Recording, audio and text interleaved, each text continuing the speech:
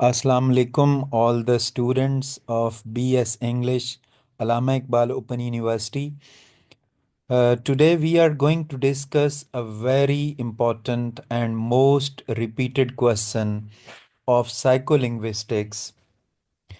And this question is explain a mastery of grammatical structure does not necessarily enable someone to communicate in real life situation कि जो grammar की mastery है, grammar में expert बनना, grammar में माहिर होना, उसके स्ट्रक्चर में वो ज़रूरी नहीं है कि जब बंदा एक्सपर्ट बन जाए ग्रामर का तो वो रियल लाइफ सिचुएशन में कम्युनिकेट कर सके। ग्रामर की मास्टरी रियल लाइफ सिचुएशन में कम्युनिकेट करने के लिए ज़रूरी नहीं है। We are going to discuss that question in detail and I'm sure that you will watch the video and you will get a lot of benefit out of it. So let's begin. A mastery of grammatical structure के grammatical structure की mastery does not necessarily enable someone वो इस काबिल नहीं बनाती to communicate in real life situation कि real life situation में communicate किया जाए। Knowing all the rules of grammar perfectly does not mean a person can communicate well in real life situation. सारे rules का जानना, ग्रामर के सारे rules के जानने का ये मतलब नहीं है कि एक बंदा real life situation में अच्छा communicate कर सकता है। While grammar is important for forming correct sentences, grammar से correct sentences बनाने में हेल्प तो होती है। Real communication involves more than just following rules, लेकिन रियल लाइफ कम्युनिकेशन सिर्फ रूल्स को फॉलो नहीं करना होता बल्कि कुछ और भी होता है। Here are some reasons why ऐसा क्यों होता है, इसकी इन द फॉलोइंग लाइन जो है वो रीजंस बताई गई हैं। Number one, language is more than just grammar, कि जो लैंग्वेज है वो ग्रामर से हट के भी बहुत कुछ है। सिर्फ ग्रामर्स के रूल्स को जानने से समझने से लैंग्वेज समझ नहीं आती। Grammar helps to structure sentences correctly, but real communication also requires understanding tone, expressions, body language, and cultural context. कि ग्रामर हेल्प तो करती है सेंटेंस बनाने में, करेक्ट सेंटेंसेस में, लेकिन रियल कम्युनिकेशन के लिए ज़रूरी है कि हमें लैंग्वेज की टोन समझ आए, तासुरात समझ आए, बॉडी लैंग्वेज की समझ आए, और जिस कल्चर में हम बात कर रहे हैं उसका कॉन्टेक्स्ट यानी स्याको सबाक भी हमें पता हो। For example, a person might know how to form perfect sentences but still struggle to hold a natural conversation। एक बंदा सेंटेंस बनाने के रूल्स तो जानता है लेकिन नेचुरल वे में वो कन्वर्सेशन को स्टार्ट नहीं कर पाता। Number two, speaking fluency requires practice. Grammar की हेल्प से हमें फ्लुएंसी हमारी नहीं आती, इसके लिए स्पीकिंग प्रैक्टिस की ज़रूरत होती है। Even if someone knows grammar well, अगर ग्रामर आप जानते भी हैं अच्छी तरह तो फिर क्या होगा, they might hesitate while speaking because they are not used to forming sentences quickly. Real life conversations are fast and dynamic. A person who focuses too much on grammar might take too long to respond, making communication difficult। कि जो real life में जो बात करना है उसके लिए speaking की प्रैक्टिस और फ्लुएंसी की ज़रूरत होती है जो ग्रामर से नहीं आती। और एक बंदा जो ग्रामर पे ज़्यादा फोकस करता है उससे उसका जो उसको नुकसान होता है कि उसकी फ्लुएंसी नहीं बन पाती।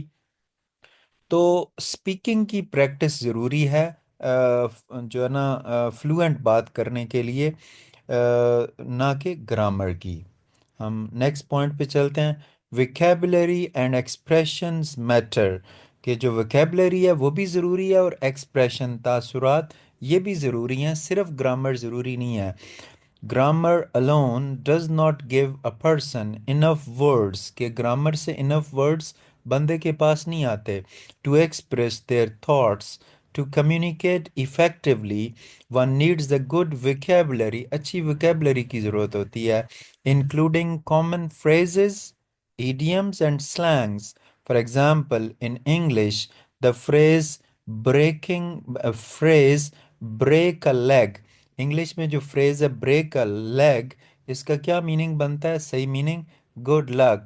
But a person who only studies grammar may not understand this expression. वो तो कहेगा कि ब्रेक अ लेग, एक एक टांग तोड़ना, वो तो यही कहेगा। इन फैक्ट इसका मीनिंग लैंग्वेज में गुड लक बनता है। Understanding different accents and speeds, language के लिए रियल लाइफ में कम्युनिकेशन के लिए ज़रूरी है कि आपको डिफरेंट एक्सेंट की अंडरस्टैंडिंग और स्पीड की अंडरस्टैंडिंग होनी चाहिए। In real life people speak with different accent and at different speeds. A person who learns grammar from books, एक बंदा जो बुक्स से ग्रामर सीखता, may find it hard to understand native speakers. For example, spoken English often includes contractions, कैसे को जो contract form होती है, जैसे I am instead of I am, and informal words gonna, लो मतलब जो कॉन्ट्रैक्शंस हैं गोइंग टू की बजाय gonna, which may confuse someone who has only studied formal grammar। जिसने सिर्फ ग्रामर पढ़ी है, फॉर्मल ग्रामर पढ़ी है, वो तो कंफ्यूज हो जाएगा ये गोना क्या है, आई एम क्या है, जबकि हालांकि होगा वो आई एम ही, ये कॉन्ट्रैक्ट फॉर्म होगी। और गोइंग टू की जगह पे हम गोना यूज़ करेंगे कॉन्ट्रैक्ट फॉर्म में। ठीक है, नेक्स्ट है जी लिसनिंग एंड रिस्पॉन्डिंग अप्रोप्रिएटली, कि जो रियल लाइफ में बातचीत करने के लिए सिचुएशन में लिसनिंग प्रॉपर वे में और रिस्पॉन्ड करना प्रॉपर वे में वो ज़रूरी है। Effective communication requires both listening and responding in a meaningful way. A grammatically perfect response might not always be the best answer in real situation. For example, if someone says, "How's it going?" How's it going? कि सब कुछ कैसे जा रहा है? ठीक है, responding it with "It's going well." अब हाउस इट गोइंग जो है इसका मतलब ये नहीं है कि सब कुछ कैसे चल रहा है। अब आप सिर्फ ग्रामर पे फोकस करेंगे, ठीक है, तो आप क्या कहेंगे? इट्स गोइंग वेल, कि सब कुछ ठीक जा रहा है। तो ये जवाब ग्रामर के पॉइंट ऑफ व्यू से ठीक होगा। A more natural response would, अब बंदा आपसे हाउ इज इट गोइंग वो पूछ रहा है कि आप कैसे हैं। तो अगर आप सही मतलब जो है रियल लाइफ सिचुएशन में बातचीत को समझते हैं, सिर्फ ग्रामर नहीं समझते, तो फिर आप सही जवाब देंगे, I am good, thanks, how about you. ठीक है, तो नेक्स्ट है cultural and social understanding. Different cultures have different ways of expressing politeness, emotions, and respect. A person who knows grammar but does not understand these cultural differences might sound rude or unnatural। कि जो different cultures होते हैं उनके different ways होते हैं किसी बात को एक्सप्रेस करने में। जो कल्चर को नहीं समझता वो दूसरे कल्चर में वो जब बात करेगा तो ऐसे फील होगा कि वो र्यूडनेस शो कर रहा है। For example, in some culture, directly saying no might be too harsh, कि no कहना harsh हो सकता है, while in others it's normal। written west spoken English भी ज़रूरी है। grammar is more strictly followed in writing। grammar सिर्फ writing में होती है, speaking में नहीं होती। in speaking में ज़्यादा नहीं होती, strictly नहीं होती। in everyday conversation people often break grammar rules for convenience. Speaking में लोग क्या करते हैं? ग्रामर रूल्स को वायलेट करते हैं। For example, instead of saying whom are you talking to, most people say who are you talking to, कि आप किस से बात कर रहे हैं। even though the first one is more grammatically correct. Conclusion: Grammar is important. Grammar बहुत important है, but it is only one part of communication. लेकिन ये communication का सिर्फ एक part है. To communicate effectively in real life situation में बातचीत करने के लिए a person needs to practice.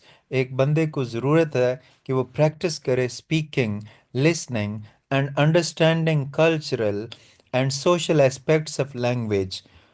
Learning commonly used phrases, commonly जो यूज्ड फ्रेजेस हैं उनको लर्न करें. इम्प्रूविंग लिसनिंग स्किल को इम्प्रूव करें. And engaging in real conversation और रियल लाइफ कन्वर्सेशन पे फोकस करें. और जस्ट एज इम्पोर्टेंट, ये सब भी इतने इम्पोर्टेंट है एज मास्टरिंग ग्रामर, जितनी के ग्रामर इम्पोर्टेंट है. सो आई एम श्योर कि ये क्वेश्चन के a mastery of grammatical structure does not necessarily enable someone to communicate in real life situation.